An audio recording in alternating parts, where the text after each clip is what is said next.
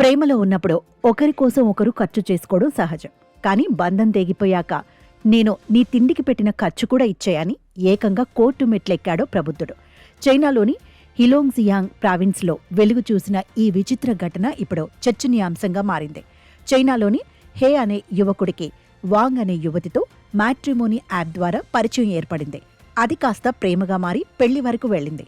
ఈ సమయంలో వాంగ్ తన ప్రియుడి తల్లిదండ్రులకు చెందిన హోటల్లోనే పనిచేసేది. సంప్రదాయం ప్రకారం నిశ్చితార్థం సమయంలో హే కుటుంబం బ్రైడ్ ప్రైజ్ కింద 20,000 యువాన్లను వాంగ్కు అందజేశారు.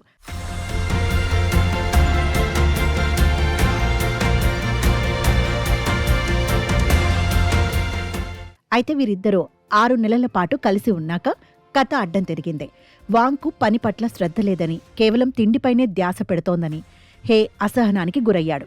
ఆమె ఎప్పుడూ షాపింగ్ చేస్తూ తన డబ్బుతో ఖరీదైన దుస్తులు, వ్యక్తిగత వస్తువులు కొనుగోలు చేస్తోందని భావించిన అతడు పెళ్లిని రద్దు చేసుకున్నాడు.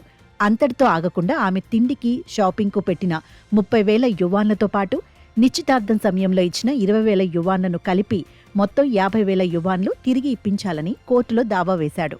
ప్రియురాలు తిన్న తిండికి కూడా లెక్కలు కట్టి కోర్టుకు సమర్పించడం చూసి అందరూ అవాక్కయ్యారు.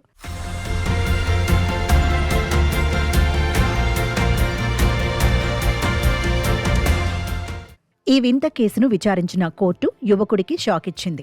ప్రేమ బంధంలో ఉన్నప్పుడు ఒకరి కోసం మరొకరు చేసే ఖర్చులు, కొనిచ్చే వస్తువులు పూర్తిగా భావోద్వేగాలతో ముడిపడి ఉంటాయని జడ్జి అభిప్రాయపడ్డారు. ఇలాంటి ఖర్చులను కేవలం ఆర్థిక లావాదేవీలుగా చూడలేమని, కాబట్టి ఆమె తిండి కోసం లేదా షాపింగ్ కోసం పెట్టిన సొమ్మును తిరిగి అడగడం చట్టరీత్యా చెల్లదని స్పష్టం చేశారు. ప్రేమలో ఉన్నప్పుడు సెంటిమెంట్కి ప్రాధాన్యత ఉంటుందని పేర్కొంటూ ఆ 30,000 యువాన్ల రికవరీ పిటిషన్ను కోర్టు కొట్టివేసింది.